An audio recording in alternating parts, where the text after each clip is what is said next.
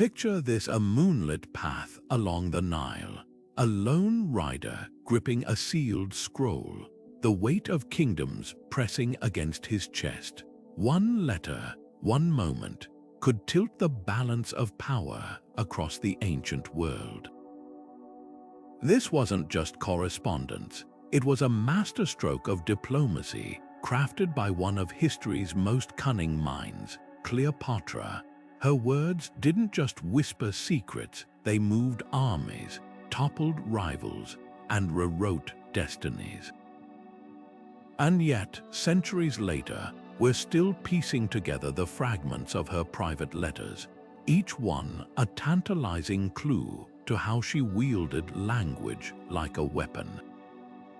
What made her missives so potent? How did ink on parchment sway the hearts of Rome's most powerful men? That's the mystery we're unraveling today. Think about the last time you received a letter, something personal, something that made your pulse quicken.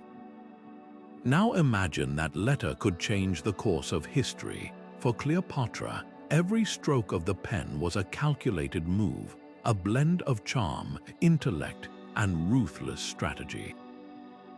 Her letters to Julius Caesar weren't just flirtatious notes. They were diplomatic chess moves, positioning Egypt as an indispensable ally. And when she wrote to Mark Antony, her words weren't mere pleas, they were lifelines, weaving desperation with cunning, all while empires crumbled around them. These weren't just private thoughts, they were the hidden threads stitching together the fate of the Mediterranean. So why does this matter now? Because Cleopatra's letters reveal something timeless: the power of words to shape reality. In a world where leaders still rise and fall on the strength of their alliances, her story feels startlingly modern. This video isn't just about ancient papyrus, it's about the art of persuasion, the alchemy of turning phrases into influence. We'll trace the paths of her most pivotal letters, decode the strategies hidden between the lines, and uncover how a queen used her voice to command kings. The courier may have vanished into the night, but the legacy of those letters, that's a story we're only beginning to tell. Cleopatra was said to have written countless letters, diplomatic pleas, personal confessions, strategic alliances, all flowing from her pen. Yet today, we're left with only fragments, echoes of a voice that once commanded empires. How does a queen whose words moved mountains vanish from the record? Part of the answer lies in smoke and ash, the burning of the Library of Alexandria, where countless scrolls, including her own, may have been lost to flames. But there's more to the story than accident. Rome had a vested interest in silencing her.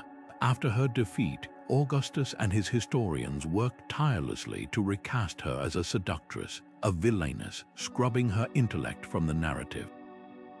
They kept the legend of her beauty but buried the proof of her brilliance. Yet whispers remain. Plutarch, writing decades later, couldn't ignore the magnetism of her correspondence.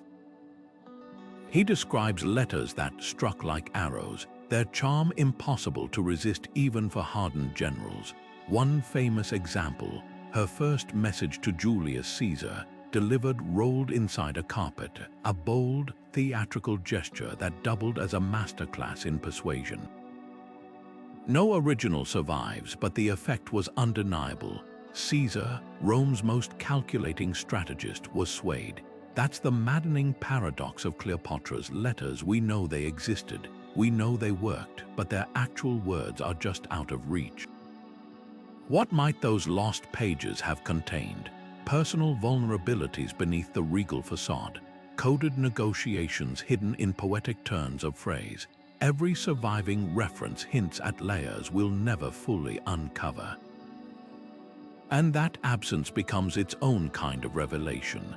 The fact that Rome feared her words enough to erase them tells us more than any single letter ever could.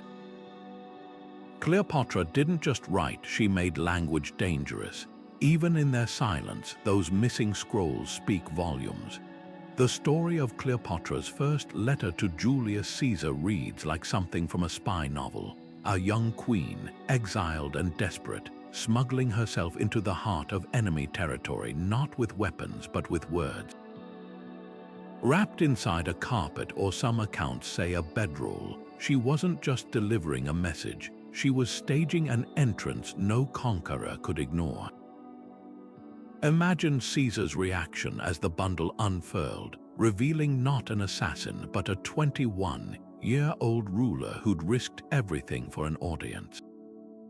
This wasn't just bold, it was theatrical genius, and the letter she carried, far from a plea for mercy, it was a proposition, a deal wrapped in diplomacy, and perhaps a hint of allure.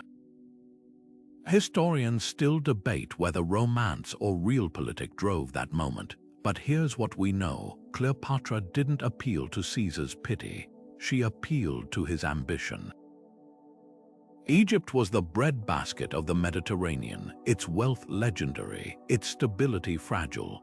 Her letter, now lost but its spirit preserved in later accounts, likely framed her not as a supplicant, but as the key to securing Rome's grip on the region. She offered him something no military campaign could: legitimacy.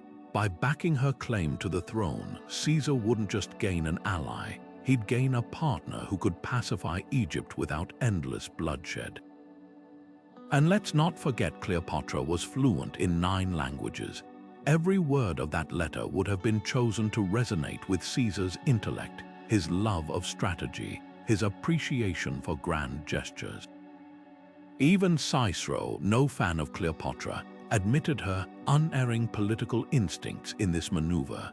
Because here's the twist: while the carpet stunt became legend, the real power lay in how she reframed their relationship. She didn't position herself as conquered. She presented herself as the only ruler who could keep Egypt stable and profitable for Rome, and it worked. Within weeks, Caesar's forces crushed her rivals, restoring her to the throne. But the deeper victory, she'd proven that persuasion could outmaneuver legions. This wasn't just a letter, it was a blueprint for how Cleopatra would wield influence for the rest of her life, blurring the lines between the personal and the political, turning every interaction into an opportunity. What makes this moment so fascinating isn't just the daring delivery, it's the subtext. In an era when women were sidelined in politics, Cleopatra weaponized her identity. She didn't downplay her youth or femininity. She used them as tools, disarming Caesar with a combination of intellect and spectacle. And that's the lesson buried in this lost letter. Power isn't just about force. It's about framing. By the time Caesar left Alexandria, he wasn't just her patron, he was the father of her child, bound to her in ways that transcended treaties. The carpet was just the opening move. The real masterpiece was the alliance she spun from ink and audacity. With Caesar's blood still fresh on the Senate floor, Cleopatra faced a crisis that would have paralyzed lesser rulers. Rome was in chaos, her protector gone, and the fate of Egypt and her son, Caesarion, hung by a thread. Yet what survives in fragments suggests she didn't retreat. Instead, she drafted a letter so shrewd it turned vulnerability into leverage. Imagine the scene: scribes hovering as she dictated terms to Rome's new power brokers, her words carefully calibrated to appeal to their most pressing fear: starvation. Egypt's grain was the lifeblood of the Republic, and she held the keys to its granaries.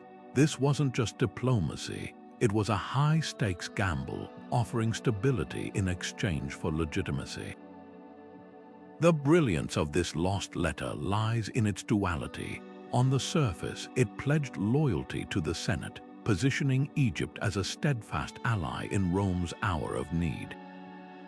But between the lines, a razor-sharp bargain. By flooding Rome's markets with grain, she eased the desperation that fueled civil war, earning goodwill while forcing the elite to acknowledge her son as Caesar's heir. No direct threats, no overt demands, just a queen reminding a fractured empire that her cooperation had a price. Even Cicero, no friend to Cleopatra, grudgingly noted how she played Rome's hunger like a liar. Yet Octavian's later propaganda twisted this pragmatism into treachery. His historians painted her as a manipulator, using food as a weapon to enslave Rome. The truth was far more nuanced. Cleopatra wasn't scheming for domination, she was fighting for survival. In a world where client kingdoms were swallowed whole, she reframed dependency as symbiosis. Egypt's grain bought her son's safety, yes, but it also spared Rome from famine's knife edge. That's the irony. The very deal that secured her temporary peace became the ammunition for her eventual vilification. What might this letter have revealed about her statecraft? Likely a masterclass in tone, respectful but never submissive, generous but never naive. She'd have known that post-Caesar Rome was a nest of vipers, each faction jostling for advantage. So she appealed not to their morals but to their stomachs, and for a time it worked. The Senate, desperate to avert riots, accepted her terms. Caesarian status was quietly acknowledged, and Egypt's sovereignty endured, at least until Octavian's rise. The tragedy here isn't just the letter's loss, but how its legacy was rewritten. History remembers Cleopatra's overtures as sinister plots, ignoring the raw calculus of leadership. When empires crumble, the wise don't plead, they pivot, and in that pivotal moment her pen proved mightier than Rome's swords. The barge gliding up the Cydnus River wasn't just a vessel, it was a statement. Purple sails billowing, silver oars dipping in rhythm, the scent of rare perfumes curling over the water like an intoxicating promise, and at its center Cleopatra, reclining beneath a canopy of gold. This was no hasty apology for backing Brutus and Cassius against Antony in Rome's civil war. This was a performance so calculated, so dripping with symbolism, that even Plutarch, no admirer of Egypt's queen, couldn't help but call it a spectacle beyond mortal imagination. But the real masterpiece wasn't the barge. It was the letter that lured Antony to Tarsus in the first place, a document so artfully crafted it turned political liability into irresistible allure. What did that letter say? No original survives, but Plutarch's account hints at its genius.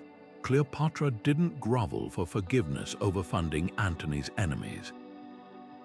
Instead, she reframed the entire narrative. Her support for Brutus, mere prudence, a queen protecting her people amid Rome's chaos, her absence from the war's aftermath.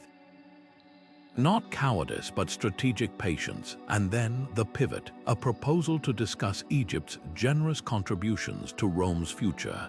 Every line would have shimmered with double meaning, blending flattery with steel.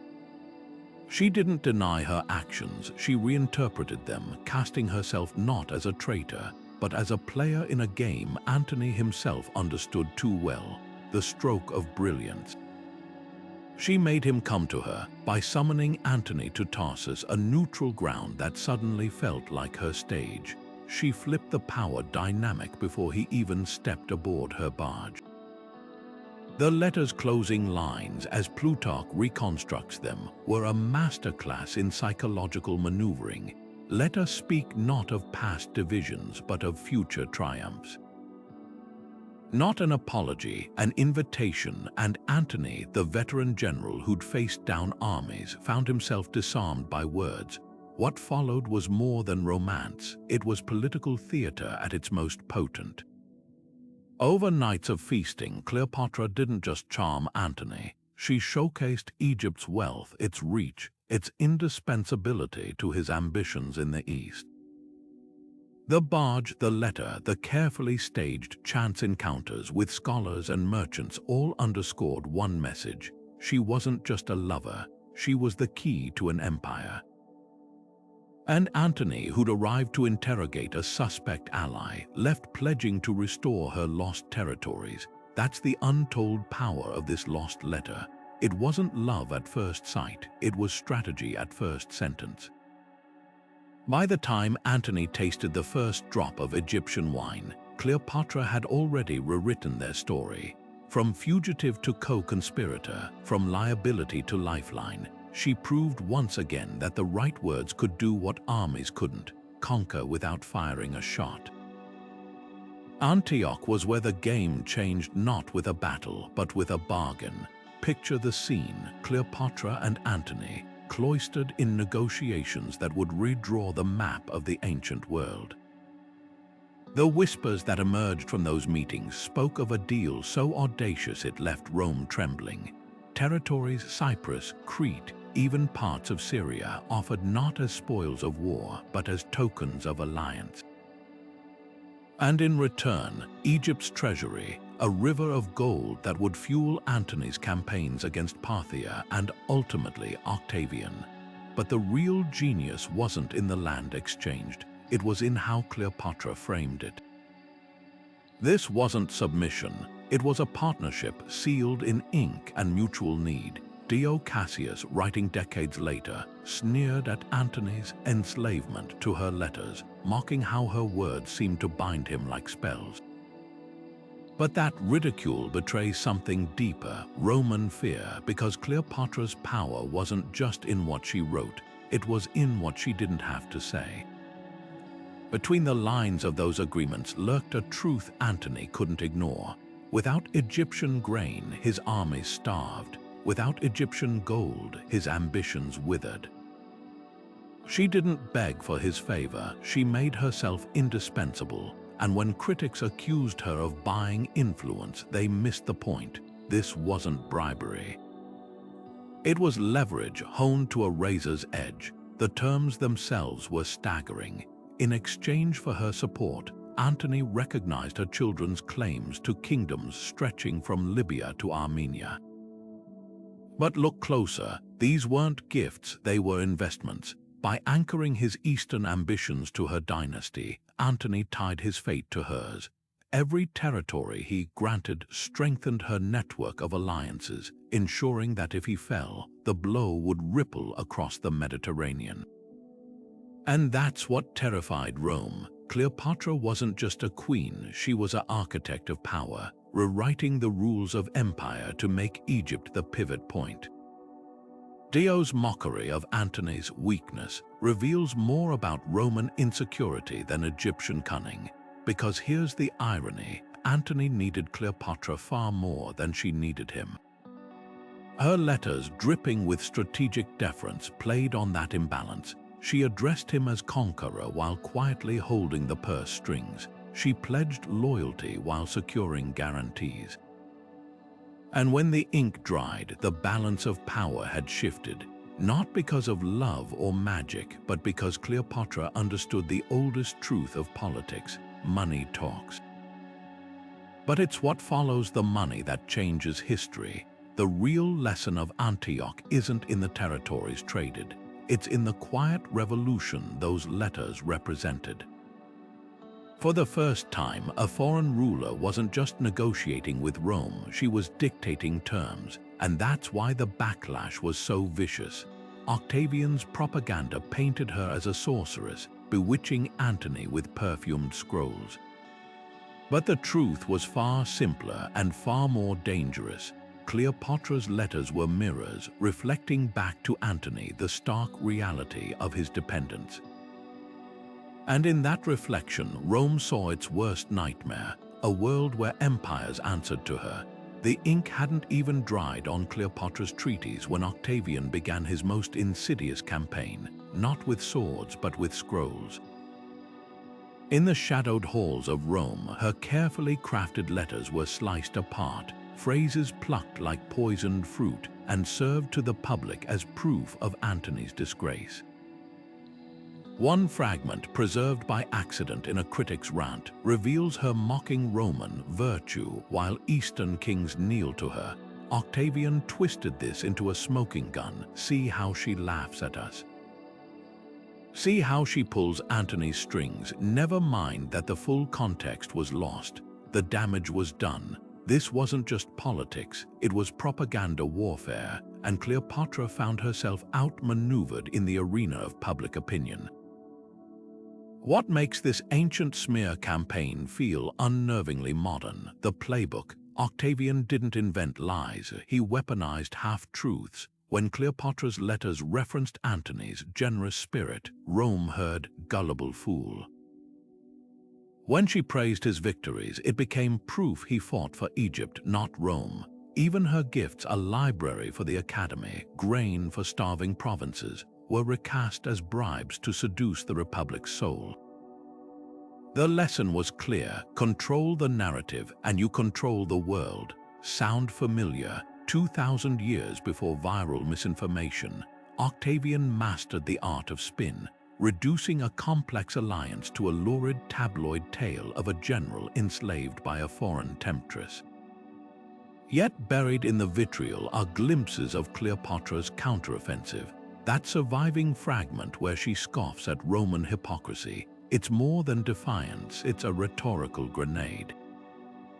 She calls out the Senate's greed while posing as protectors, their conquests disguised as civilizing missions.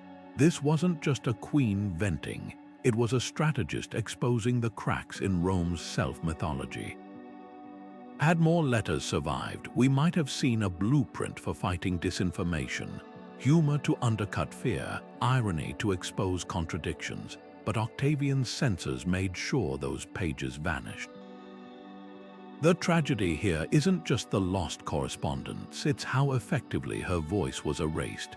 By the time Actium loomed, Cleopatra wasn't just battling legions, she was drowning in caricature. Roman poets depicted her as a monster, coins showed her as a dominatrix, and Antony's own soldiers began doubting his loyalty. All because words, carefully distorted, turned alliance into treason.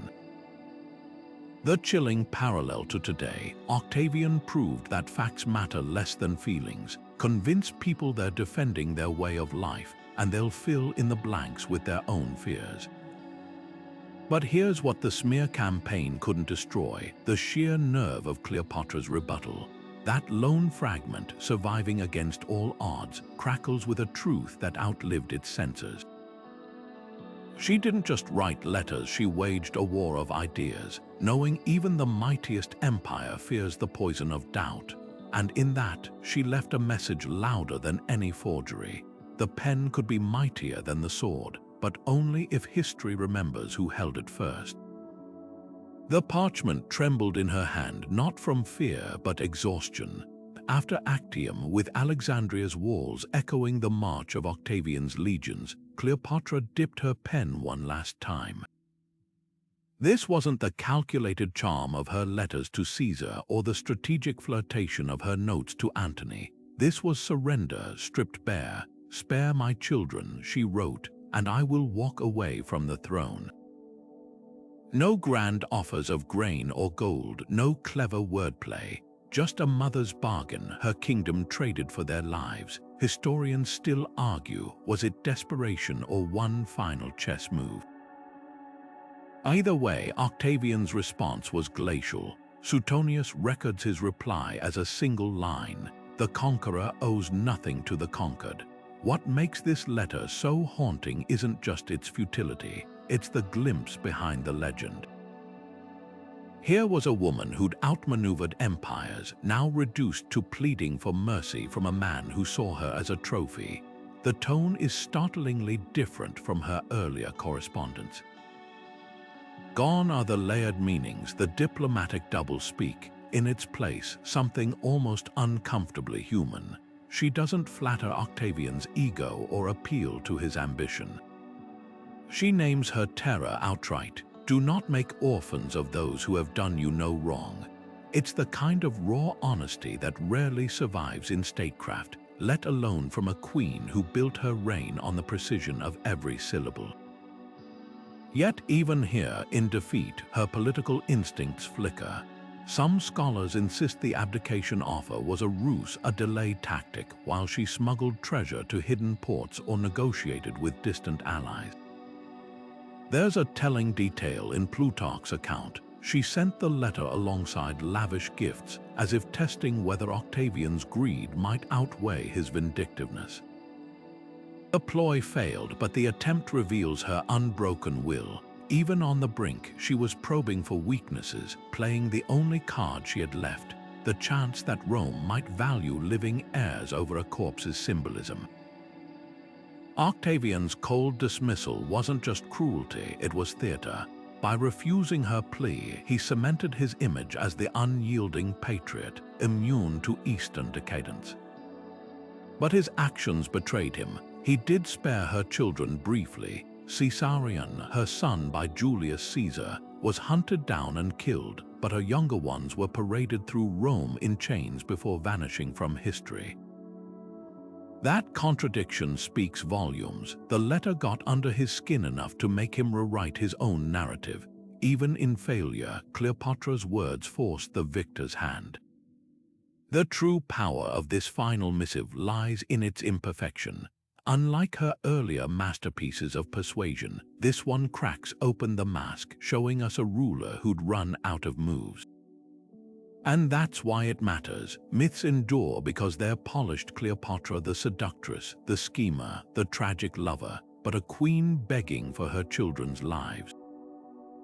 That's not a myth, that's a person. In those last inked lines, we don't see the icon history sculpted. We see the woman Rome tried so hard to erase. Cleopatra's pen didn't just write words, it wove spells.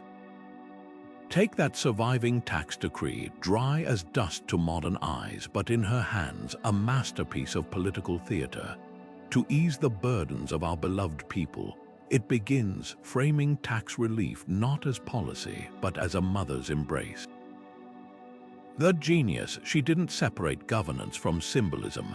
Every line blurred the line between pharaoh and nurturer, throne room and hearth. When she wrote, "Our hearts grieve for your hardships," it wasn't empty sentiment, it was statecraft disguised as intimacy, making compliance feel like devotion. Compare this to the blunt proclamations of other rulers. Ptolemy XII's edicts read like military orders. Pay this or face punishment, Cleopatra's voice.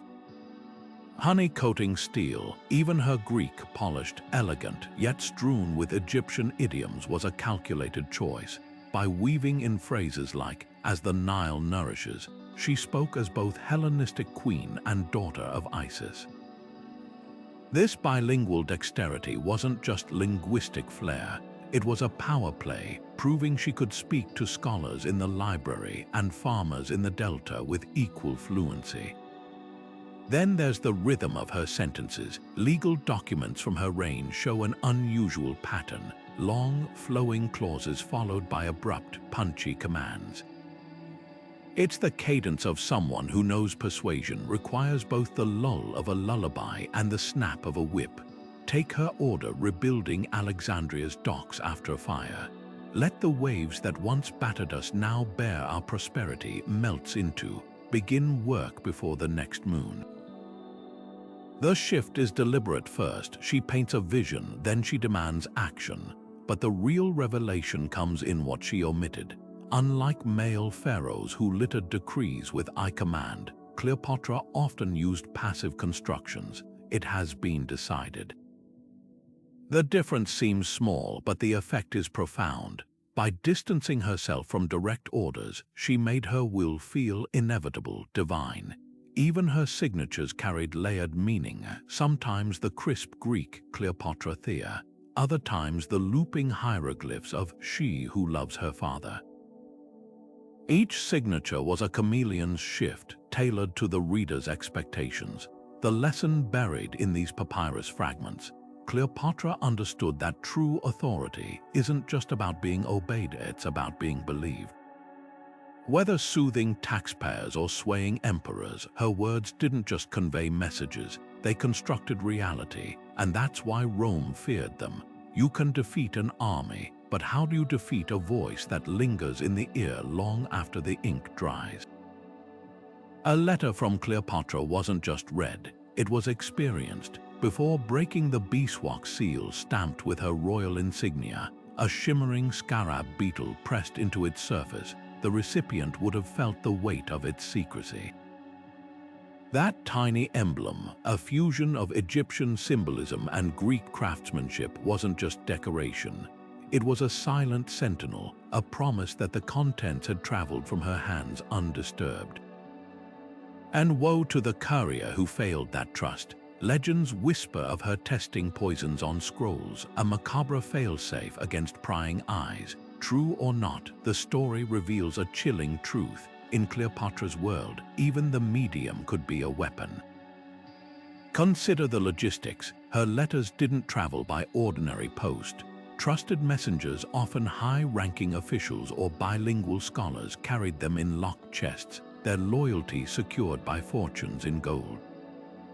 Plutarch notes one envoy received a villa's worth of silver for a single delivery to Antony. But payment wasn't just about greed, it was about leverage.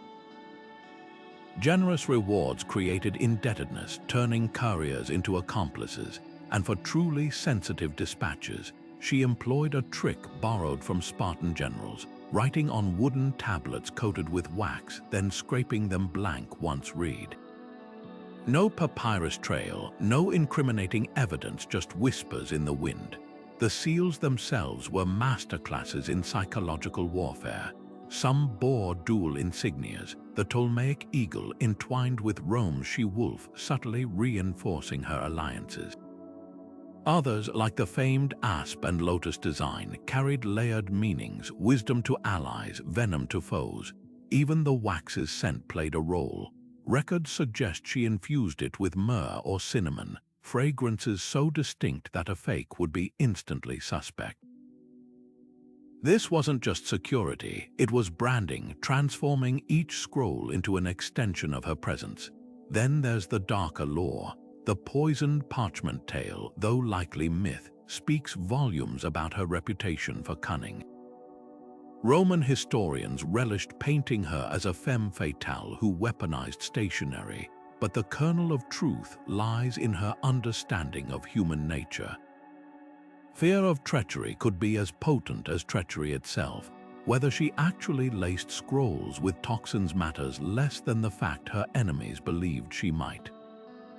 In espionage, perception is often deadlier than reality. What survives in museum vaults today tells a quieter story.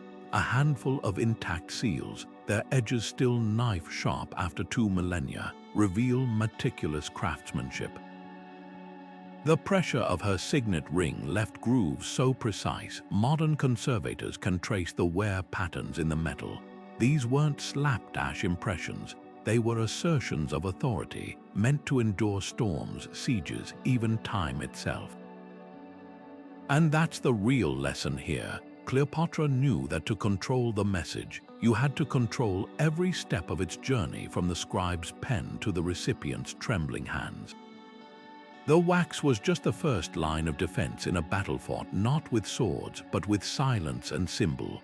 Beneath the volcanic ash of Herculaneum, where the eruption of Mount Vesuvius froze time in 79 A.D., a charred scroll sits waiting, carbonized by heat, brittle as autumn leaves. It's one of thousands recovered from the Villa of the Papyri, a trove of ancient texts that could rewrite history. Among them, a tantalizing possibility: fragments of Cleopatra's lost letters. Modern archaeologists aren't just digging through dirt, they're piecing together a puzzle where poetry ledgers and merchant receipts might hide clues to royal correspondence. In 2020, a team translating a Greek trader's account stumbled upon a line that sent shockwaves through academia. For the royal letters, 200 drachmae paid to the scribe. The date, 31 BC, the year of Actium, the location, Alexandria. This isn't just about carbon dating and multispectral imaging. It's a detective story spanning millennia. The Herculaneum scrolls, preserved yet unreadable for centuries, are finally yielding secrets thanks to cutting-edge technology. X-ray phase contrast tomography, a mouthful of a term that basically lets scientists peer inside rolled scrolls without unfurling them, has revealed Greek text beneath the charcoal-like surface. And while no Cleopatra signature has yet appeared, the context is electrifying. Many scrolls come from the library of a Roman statesman with known ties to Antony's circle. Some even reference the Egyptian matter, a phrase that could mean anything from grain shipments to sealed missives from the queen herself. Then there's the merchant's ledger. That cryptic payment for royal letters aligns with Cleopatra's last desperate months when she was shoring up alliances across the Mediterranean. Historians speculate these could be copies diplomatic backchannels sent to sympathetic elites hidden from Octavian's purge. The scribe's fee, roughly a soldier's annual wage, hints at their importance, but here's the twist: the trader's records list them as unopened. Were they intercepted? Stored for safer times, the mystery deepens when you consider their route. This merchant operated between Crete and southern Italy, a path that bypassed Rome entirely. Coincidence or a shadow network slipping letters past Octavian's spies? The hunt now stretches from Naples archives to Silicon Valley labs. Tech entrepreneurs are funding virtual unwrapping algorithms, while linguists train AI to recognize Cleopatra's linguistic fingerprints, those subtle quirks of grammar and metaphor that marked her voice. One promising lead, a half-scorched scroll discussing the serpent's wisdom, a phrase Plutarch claims she used in private correspondence. Another fragment mentions a gift of Nile water, eerily echoing her legendary present to Caesar, a jar of river silt symbolizing fertility. But patience is key. Deciphering these scrolls is like reconstructing a stained glass window from shattered pieces. Even a single recovered sentence could reshape our understanding of her diplomacy. Imagine confirming she negotiated with Herod of Judea despite their infamous rivalry, or finding proof she sought alliances as far as India. Every scrap of ink is a potential bombshell waiting to whisper across 2,000 years. The Villa of the Papyri hasn't given up all its secrets, and somewhere in that mountain of ash, a queen's voice may yet stir. The question lingers like perfume in an ancient hall. Were Cleopatra's letters masterclasses in feminine diplomacy, or were they simply realpolitik dressed in silk? Historians have long split along this fault line. Some point to her tactile language, the way she called Caesar my benefactor and dearest friend, or signed notes to Antony with your loving Isis. These flourishes, they argue, reflect a distinctly female approach to power, alliance building through emotional resonance, persuasion softened by intimacy. But this reading risks reducing her to a stereotype. Compare her to Pompey, Rome's ruthless strategist, who cemented loyalty by marrying his children into rival families. Was that any less relational? The difference isn't gender, it's branding. Where Pompey's alliances were framed as cold necessity, Cleopatra's were spun as bonds of affection. Take the granary threat, a moment that shatters the seductress myth. When Rome's Senate wavered on supporting her claim to the throne, she didn't deploy flattery. She sent a terse warning: Egypt's grain feeds your city, shall I let it rot? This wasn't the language of a woman relying on charm alone. It was the calculus of a ruler who knew starvation moved senators faster than poetry. Yet even here, her execution carried a gendered twist. Male kings might have blustered outright. Cleopatra couched the ultimatum as maternal concern. Must I tell my people their harvest feeds in grates? She wrote, framing economic warfare as wounded benevolence. The double standard becomes glaring when you contrast her with Octavian. Both used marriage as political glue. He wed Livia to secure her ex-husband's troops. She wed her brothers to stabilize the throne. But where history remembers Octavian's unions as shrewd, hers are painted as predatory. Even her linguistic dexterity gets weaponized against her. Cicero grumbled about her silver-tongued Greek, implying fluency itself was manipulation. Meanwhile, Caesar's mastery of rhetoric, that was statesmanship. Perhaps the most telling comparison lies in their treatment of children.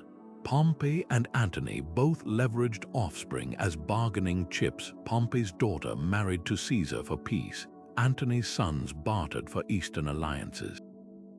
Yet when Cleopatra did the same, securing her children's futures through strategic betrothals, Roman historians framed it as proof of monstrous ambition. The real distinction wasn't her methods, it was her refusal to pretend those methods were anything but deliberate. The granary letters reveal the flaw in gendering her tactics. That blend of honey and steel wasn't feminine statecraft, it was just statecraft polished to a higher shine. What made Cleopatra extraordinary wasn't that she wielded charm instead of power.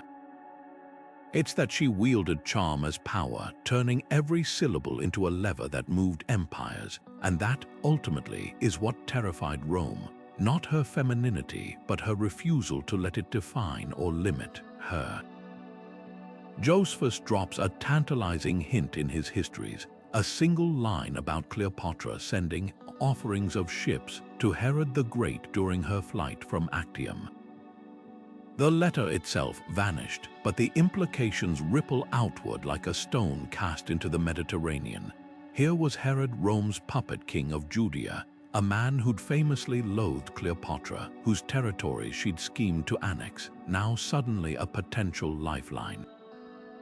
What could possibly have been in that letter to flip a sworn enemy into a possible ally? Let's reconstruct the chessboard. By 31 B.C., Cleopatra's options were narrowing.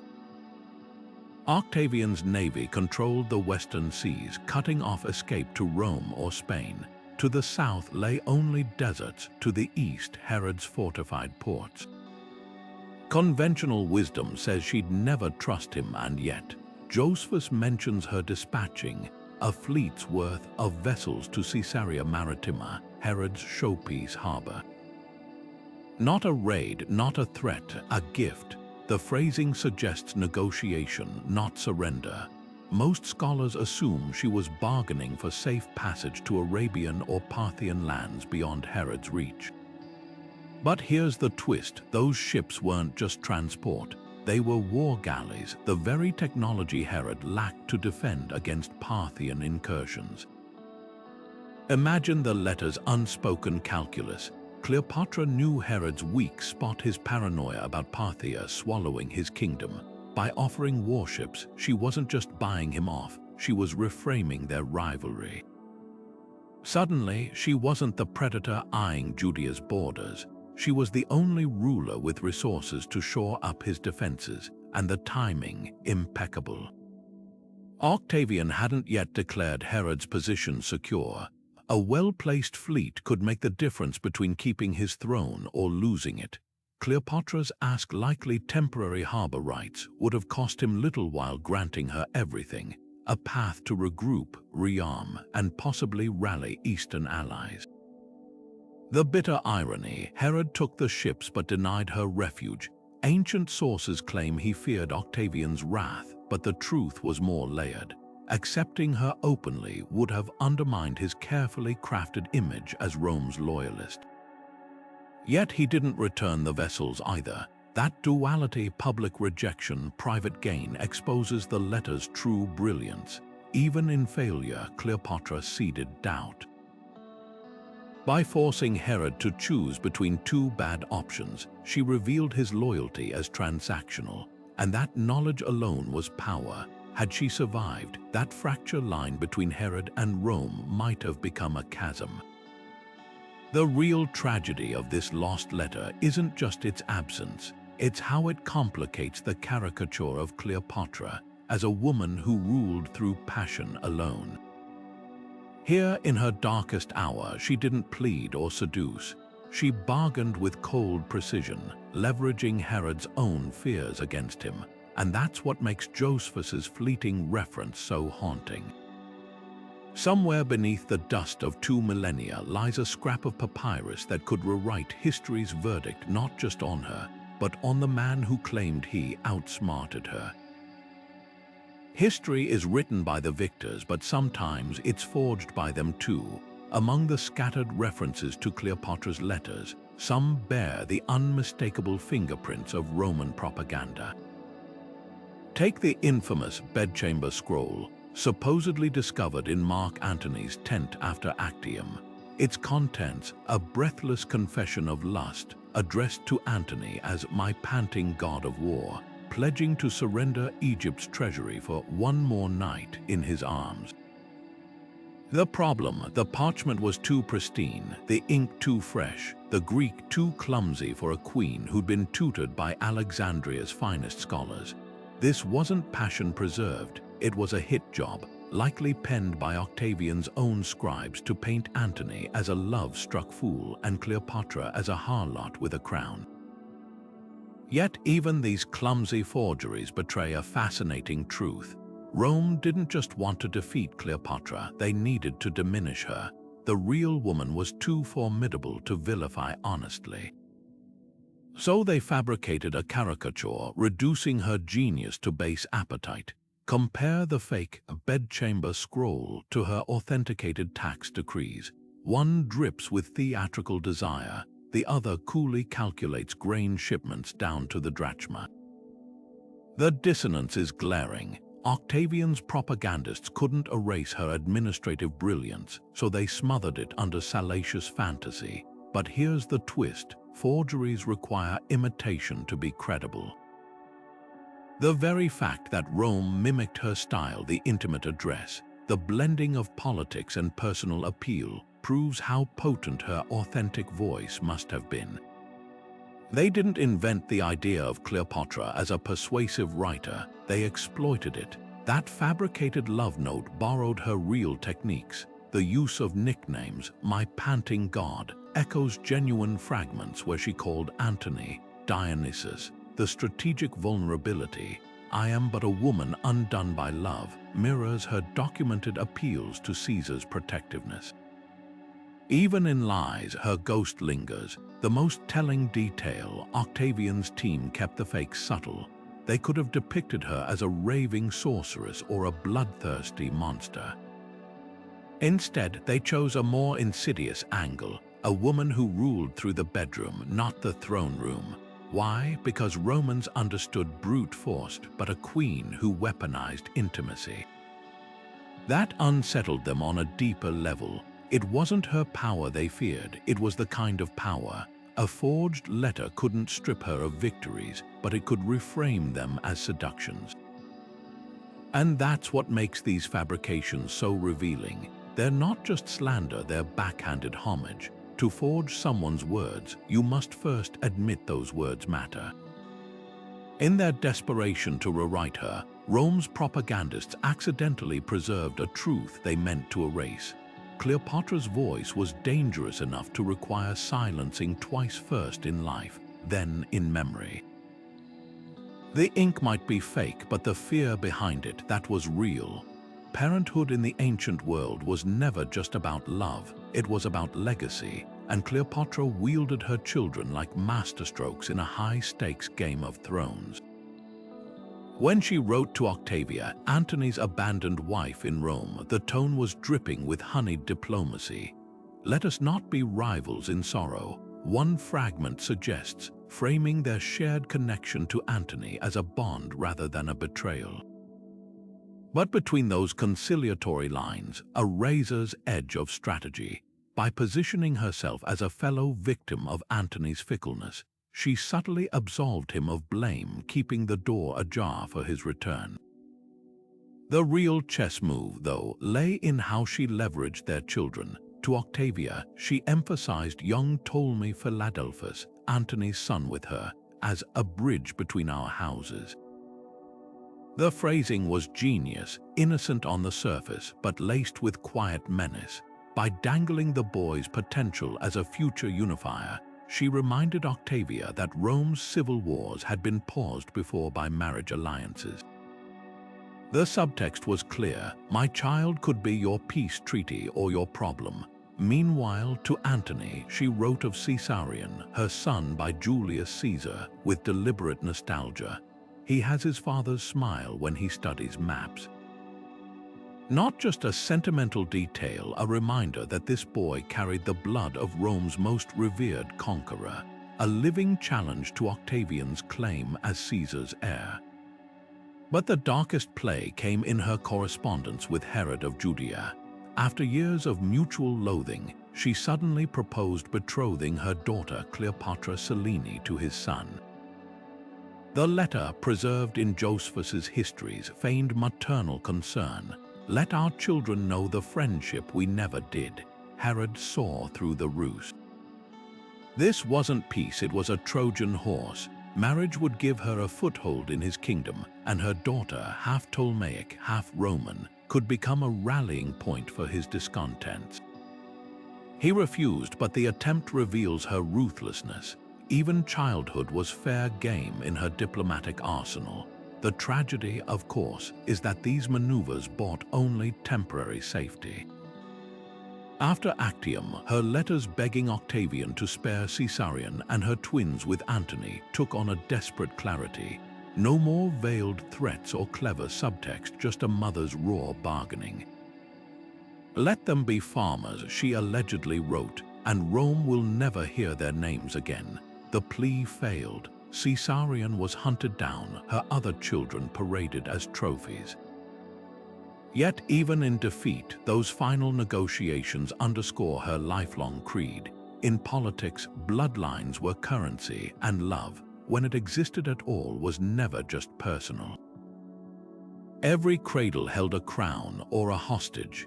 The ink had barely dried on Cleopatra's treaties when her scribes were drafting another kind of letter, one that didn't charm generals or flatter senators, but opened vaults.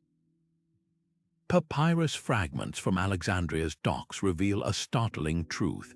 Her legendary reign floated on a sea of loans, secured not with legions but with carefully worded promises.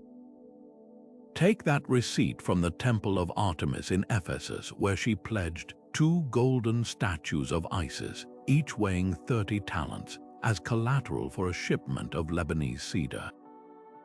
The phrasing was deliberate. By invoking Isis, she wasn't just listing assets, she was wrapping debt in divine legitimacy.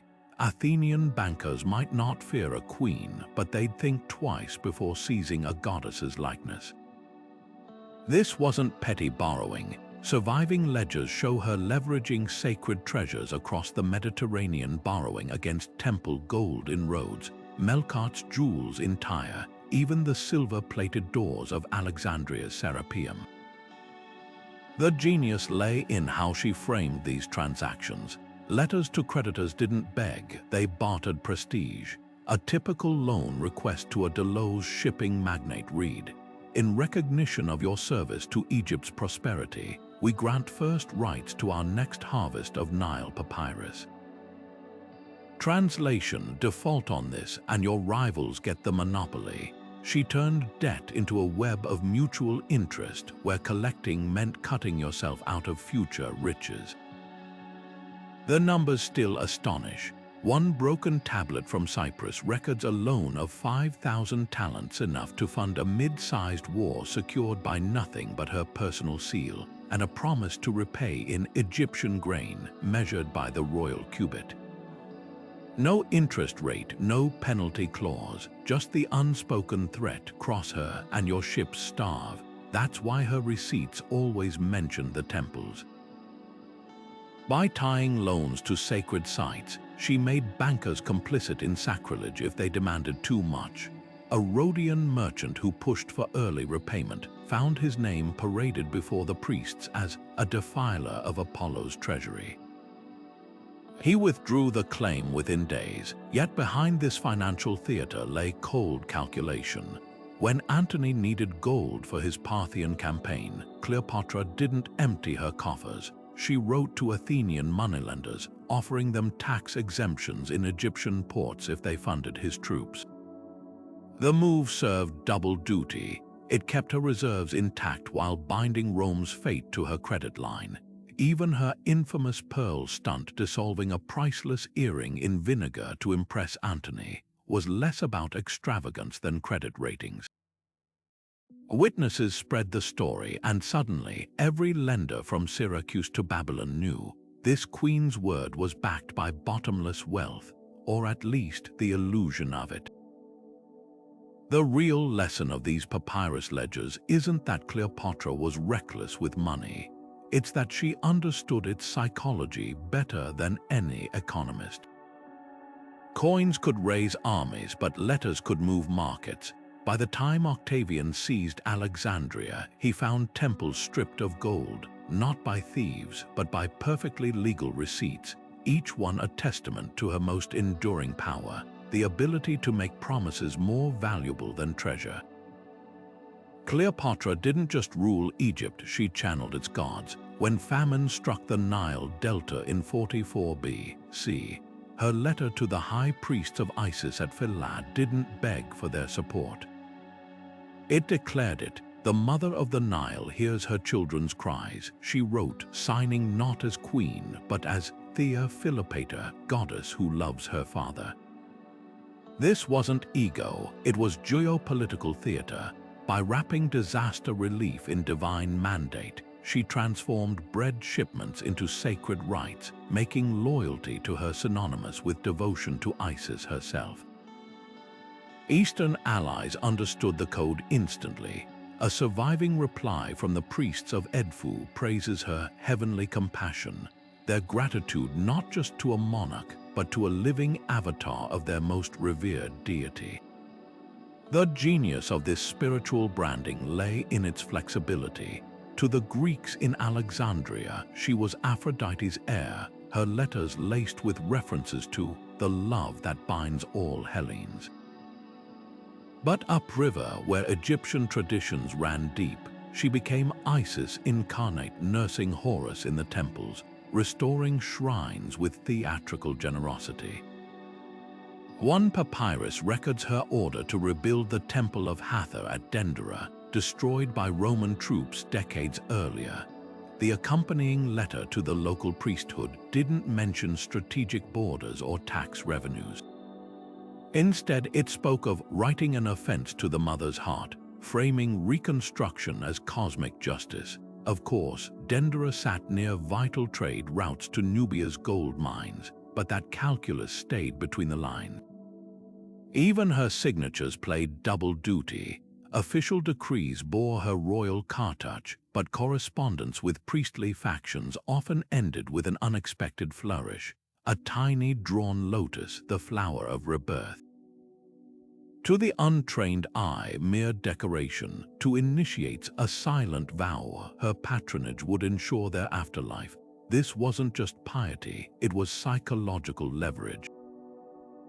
When she wrote to the Oracle of Ammon at sea, were the same sanctuary Alexander had visited centuries before, her humble petition for guidance came with a caravan of frankincense and lapis lazuli.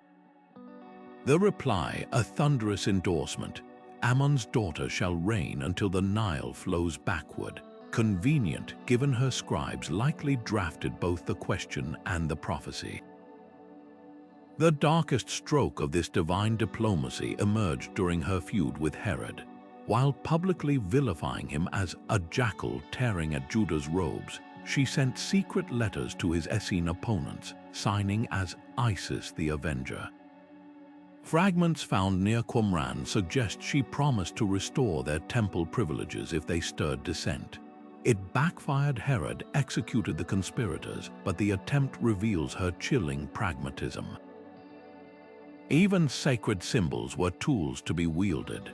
What makes these letters so revolutionary isn't their religiosity, it's their audacity to blend the celestial and the cynical. When she funded a new Isis sanctuary in Beirut, the dedicatory plaque praised her as the goddess's chosen vessel. The unspoken message to Rome: challenge me, and you challenge heaven itself. In a world where rulers claimed descent from gods, Cleopatra went further. She wrote herself into their myths, one carefully worded scroll at a time. Augustus didn't just defeat Cleopatra, he rewrote her. The moment her body was laid to rest, a different kind of war began, the systematic erasure of her voice from history. Picture a Roman clerk in Alexandria's scriptorium, his lamp flickering as he scrawls the order. All correspondence of the Egyptian queen to be gathered and burned. Not just state documents, private letters, tax records, even shopping lists. Anything that bore her handwriting or seal was fed to the flames. This wasn't just censorship, it was a calculated act of historical arson, meant to reduce one of antiquity's most formidable minds to a punchline about vanity and lust. Yet fire has its limits. Try as he might, Augustus couldn't scrub every trace of Cleopatra's influence. Poets like Horace, writing under his patronage, inadvertently preserved fragments of her legend, though twisted to suit Rome's narrative. When Horace called her a mad queen dreaming of ruin in the capital, he wasn't just insulting her, he was confirming her ambition had been real enough to terrify the empire. Even Virgil, in his Aeneid, couldn't resist painting her as Dido's darker twin, a woman whose very presence threatened to unravel Rome's destiny. These backhanded tributes reveal more than Augustus intended. The harder he pushed to diminish her, the more her ghost lingered in the margins, the cover-up's most telling failure, the papyri that slipped through the net. A merchant's ledger here, a priest's diary there, all bearing quiet witness to her administrative genius. One fragment from an Alexandrian customs log lists shipments of royal papyrus, finest quality, for Her Majesty's correspondence, proving the sheer volume of letters she produced. Another, a scribe's memo, complains of copying 37 scrolls for the Queen's eyes before noon. These mundane records expose the absurdity of Rome's propaganda.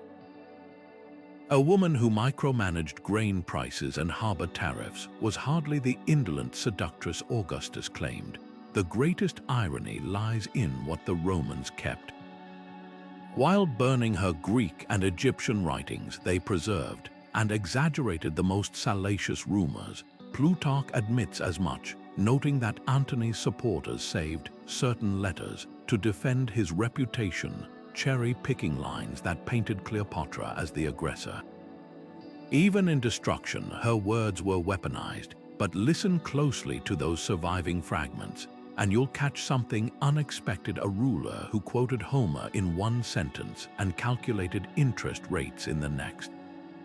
Augustus could burn the paper, but he couldn't unmake the mind behind it. What survives today isn't just the silence of what was lost, it's the stubborn echo of what couldn't be erased. Every poet's sneer, every historian's grudging admission, even the clerk's frantic burn orders, they all whisper the same truth: you don't wage a war on memory unless the memory is dangerous. And 2,000 years later, the fire's aftermath still smolders with the shape of what once was. The quill that once penned treaties and grain contracts took on a life of its own in the medieval imagination. Centuries after Cleopatra's death, Byzantine scholars whispered of a lost manuscript, not a love letter or a decree, but a sprawling alchemical treatise attributed to her hand. The Chrysopoeia of Cleopatra, they called it, a fantastical text claiming to reveal the secrets of turning base metals into gold. Never mind that the real Cleopatra had shown little interest in metallurgy. The Middle Ages needed a patron saint of hidden knowledge, and who better than the queen who'd supposedly outwitted Rome with her wits alone. The irony is delicious. A ruler who'd leveraged Egypt's very real agricultural wealth became posthumously obsessed with imaginary riches. Then came the Renaissance, where forgers with more flair than scruples unearthed her passionate verses. A particularly brazen 16th century hoax presented a series of sonnets to Julius Caesar, dripping with lines like, "Your conquests pale beside the siege of my heart." The giveaway, the meter was pure Petrarch, and the paper smelled suspiciously of Venice, not Alexandria. But authenticity hardly mattered. These fabrications weren't meant to deceive scholars. They were wish fulfillment, a chance to glimpse the private passions of a woman who'd become more legend than historical figure. Even her handwriting got a makeover. Medieval artists depicted her scrawling in elaborate, looping scripts, though surviving tax receipts show her notations were brisk and utilitarian. The most telling twist, how these myths mirrored the fears of their eras. When alchemy obsessed medieval Europe, Cleopatra became its icon. When the Renaissance romanticized classical antiquity, she was reborn as its most scandalous muse. Each generation molded her letters to fit its fantasies, proving that the real power of her correspondence wasn't in the ink, but in the gaps, the spaces where history blurred into myth, and a queen could be whatever the world needed her to be. Even the forgeries confessed a truth Rome tried to bury. Words, once unleashed, refused to stay contained. Whether written in wax or whispers, Cleopatra's voice proved far harder to silence than Augustus ever imagined. Shakespeare's quill didn't just write plays, it rewrote history. When he sat down to pen Antony and Cleopatra, he faced a problem. Rome had burned Cleopatra's real letters, leaving only hostile rumors. So he did what great dramatists do, he invented. And in that invention, he captured something history's ashes couldn't, the essence of her voice. Take her fictional suicide note, a mere 4 words, call it peace, yet they echo louder than 1,000 royal decrees. No wax seals, no diplomatic codes, just a queen reclaiming her narrative with a dagger's edge. Shakespeare understood what Roman historians refused to admit. Silence about Cleopatra wasn't neutral. It was a void begging to be filled. The brilliance of his fabrications lies in their emotional truth. In Act 1, we see Cleopatra dictating a letter to Antony, then changing her mind mid-sentence. Write that I seem proud, nay, angry. It's pure fiction, yet it feels authentic. Why? Because Shakespeare grasped her duality, the monarch who could pivot from fury to flirtation in a breath. Historical Cleopatra likely never scribbled, I am dying, Egypt, dying as Antony bled out, but the line should be real. It distills her entire reign into one visceral moment, power unraveling but pride intact. The playwright's genius was weaving her documented cunning, her political acumen, her linguistic fluency with imagined intimacy, giving us a woman who breathes off the page. What's fascinating is how Shakespeare's inventions mirror her actual tactics. His Cleopatra doesn't beg Antony to return. She taunts him with gossip of Roman feasts, knowing jealousy will reel him in faster than any plea. That's not just drama, it's strategy ripped from the fragments. Plutarch mentions her playing little games to keep Antony off balance, and Shakespeare amplifies this into a full-throated symphony of manipulation. Even his stage directions, Enter Cleopatra with a messenger, striking him, echo accounts of her volatile temper when bearing bad news. The details are fabricated, but the rhythm of her personality. Uncannily precise, yet the deepest truth lies in what Shakespeare omits. His Cleopatra never mentions grain shipments or tax reforms, the real pillars of her rule. Instead, he zeroes in on her mastery of spectacle, the barge, the pearls, the asp. It's a deliberate trade-off. By sacrificing bureaucratic accuracy for emotional resonance, he reveals something Augustus's propaganda missed. Her true power wasn't in administrative decrees, but in her ability to command attention.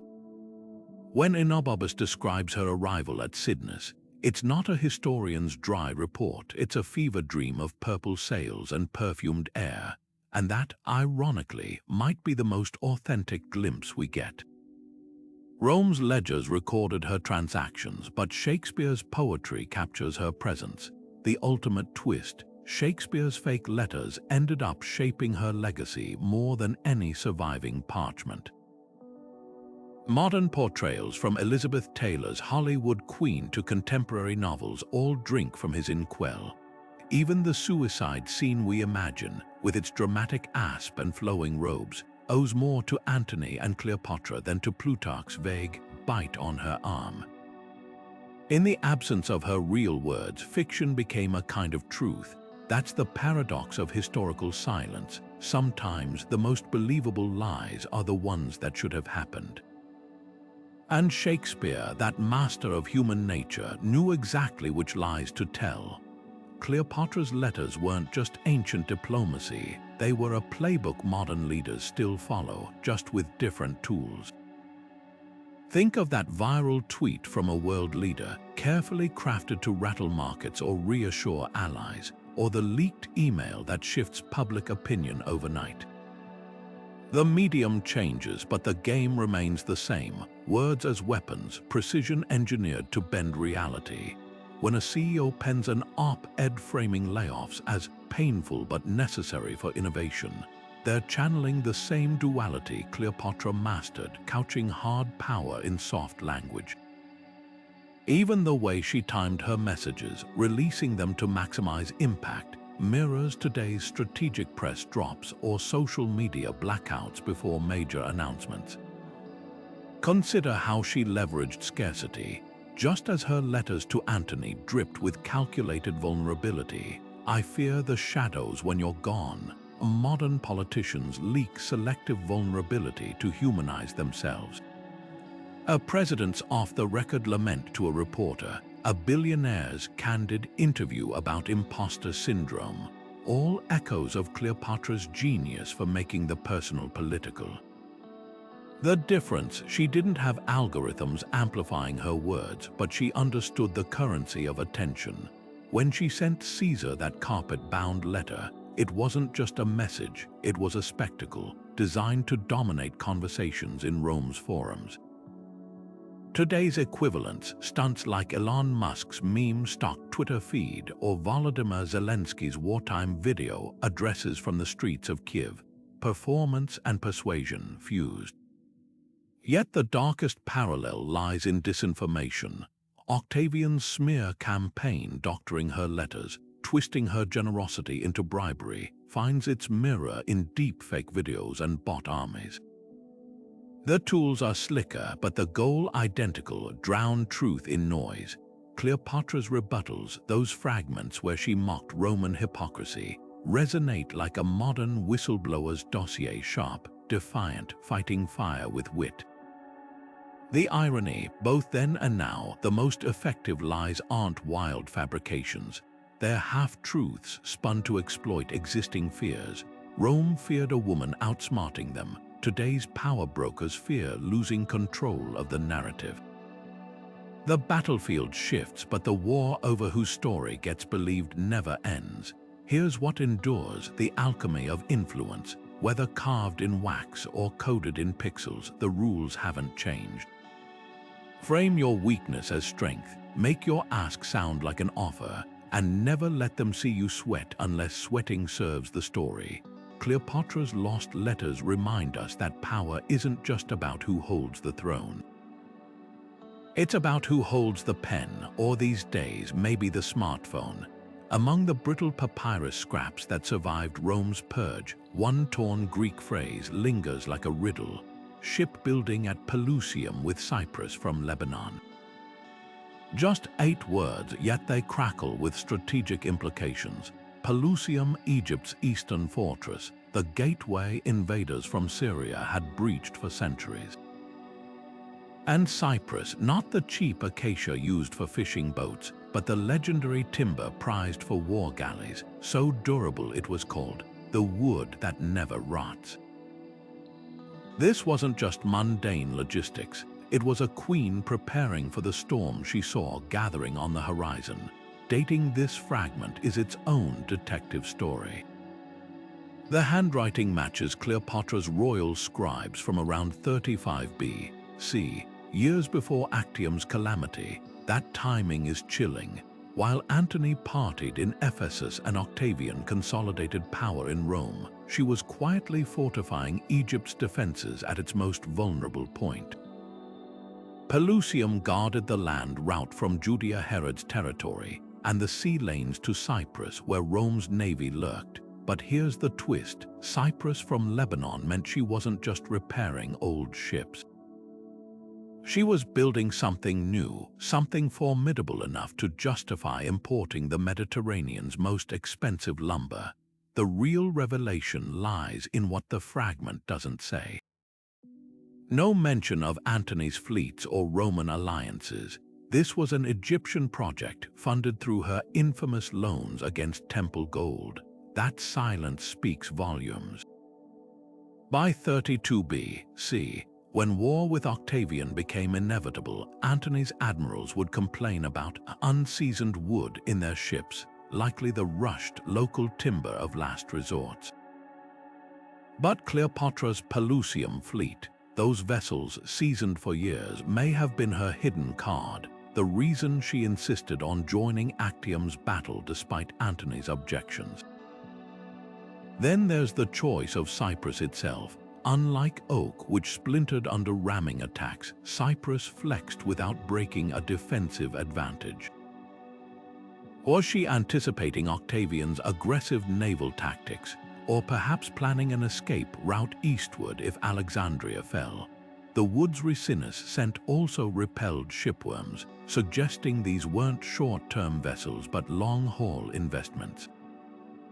Every splinter of this broken phrase points to a ruler thinking 3 moves ahead, her scribes recording not just supply orders, but the bones of a contingency plan Rome never saw coming. The cruel irony, Pelusium became the dagger in her back. After Actium, it was the first city to surrender to Octavian without a fight, its vaunted shipyards burning as he marched toward Alexandria. Those Cyprus hulls, painstakingly crafted over years, may never have tasted battle, yet their ghostly outline in this fragment reminds us. History remembers the battles lost, but rarely the preparations that almost changed everything. Even in ruin, the wood that never rots whispers of a queen who understood sometimes survival isn't about winning the war, but weathering the storm long enough to write the next chapter. For centuries, historians dismissed Cleopatra's letters as mere feminine wiles, emotional ploys to manipulate men who supposedly ruled with reason. Plutarch set the tone, framing her words as honeyed traps, while Dio Cassius reduced her diplomacy to the arts of Venus. But flip through those same chronicles, and you'll find male leaders deploying identical tactics without the sneer. Caesar wept publicly to win sympathy after his aunt's funeral. Antony penned groveling letters to Octavian, begging for reconciliation. Even Augustus, that paragon of Roman virtue, flattered the Senate with performative humility, calling himself merely the first among equals. The difference: when men used emotion, it was strategy. When Cleopatra did, it was seduction. Recent scholarship has begun dismantling this double standard brick by brick. Take Dr. Jane Draycott's analysis of Pompey's letters, full of pet names for his wives and theatrical grief over allies' deaths, or Professor Dwayne Roller's dissection of Herod's correspondence, where the Judean king fawns over Mark Antony like a love-struck poet. These weren't exceptions, they were the rule. Ancient politics thrived on personal bonds, and every leader, regardless of gender, knew how to weaponize intimacy. The real discrepancy lies in who gets judged for it. A scroll from Nero begging his mother for forgiveness is preserved as a curiosity, Cleopatra's plea to spare her children.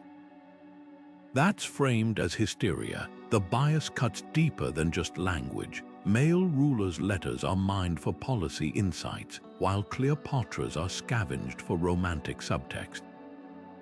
When Sulla negotiated with Mithridates, historians spotlight the territorial concessions.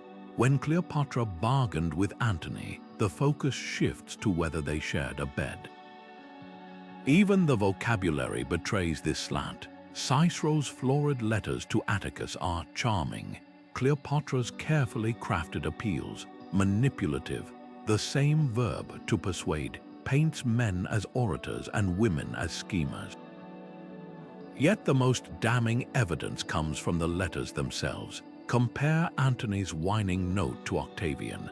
must you humiliate me before the troops? With Cleopatra's crisp military directives, deploy the fleet to Pelusium by the new moon, his emotional outbursts are excused as stress. Her logistical commands are scrutinized for hidden agendas. Modern linguists like Dr. Maria Weick have quantified this imbalance, analyzing sentence structures to prove her letters were no more emotional than her male counterparts. The data doesn't lie. The double standard was manufactured, not observed. What's revealing is how this bias shaped survival rates. Rome preserved Antony's strategic blunders as cautionary tales, but labeled Cleopatra's tactical brilliance as witchcraft. A letter where Hannibal flatters a Macedonian king is studied as diplomacy. A similar missive from Cleopatra to Herod, proof of her deceitful nature.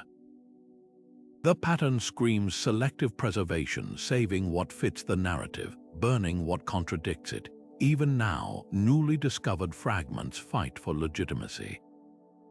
A merchant's ledger confirming her grain shipments is just economics, but let one scrap mention Antony's nickname for her, and suddenly it's proof her power stemmed from pillow talk. The corrective is happening in real time. Archaeologists sifting through Alexandrian landfill sites have uncovered tax receipts in her hand, countersigned by male officials, evidence she ruled as an equal, not a seductress. Meanwhile, re-examinations of Cicero's gripes about her too perfect Greek reveal not disdain but insecurity. She spoke his language better than he spoke hers. That's the heart of it. When a woman outplays men at their own game, they call it cheating, but strip away the gendered lens and the letters tell a different story. One where the only crime was being too good at the rules everyone else wrote. Octavian's decision to preserve, or possibly forge Cleopatra's letters to Julius Caesar is a historical riddle wrapped in political venom. Imagine the scene: Rome's first emperor standing over a chest of captured correspondence, holding proof that his adoptive father had not only loved a foreign queen but fathered her child. Why keep such dangerous evidence? The most pragmatic answer is Caesarion. That boy, with his father's features and mother's ambition, was a living challenge to Octavian's claim as Caesar's heir. Those letters weren't just parchment, they were leverage, a sword dangling over the teenager's head. One wrong move from Cleopatra's son, and Octavian could unveil proof of his illegitimacy, undermining any faction that might rally behind him. But there's a darker possibility. Conquerors often keep relics of their fallen rivals, not just as proof of victory, but as private talismans of dominance. Alexander reportedly slept with Homer's Iliad beneath his pillow. Napoleon carried a vial of poison sewn into his coat. Octavian, the meticulous architect of his own myth, might have hoarded Cleopatra's most intimate words as trophies, studying them like a hunter examining the claws of a slain leopard. The letters would have revealed her tactics, her vulnerabilities, even her genuine affection for Caesar, all tools to dismantle her legacy posthumously. Yet the greatest irony, in sparing those letters, Octavian may have accidentally preserved her genius. Blackened edges and broken seals couldn't erase the strategic brilliance leaping from every line. Even in fragments, they show a woman who didn't just seduce Caesar. She outthought him, offering Egypt's wealth as a partnership, not a prize. Octavian wanted the world to remember her as a temptress. But ink doesn't lie. Between the scorched lines, the truth whispers. Rome's greatest foe wasn't a wanton queen. She was a strategist who scared them so much, they had to burn her words twice, first in fire, then in slander. Some secrets do stay buried, but the ones that survive, they're the ones that haunt. Picture that lone courier once more, his fingers gripping the scroll as he races toward history, not knowing he carries more than parchment, but the pulse of an empire. Cleopatra understood something we've forgotten. Words aren't just tools, they're alchemy. In an age where women's voices were scraped from the record, she didn't just speak. She etched herself into the walls of time, turning ink into armor and signatures into seismic shifts. Think of her not as a queen who wrote letters, but as a strategist who weaponized them. When Rome burned her words, they proved her point language is the one force even fire can't fully destroy.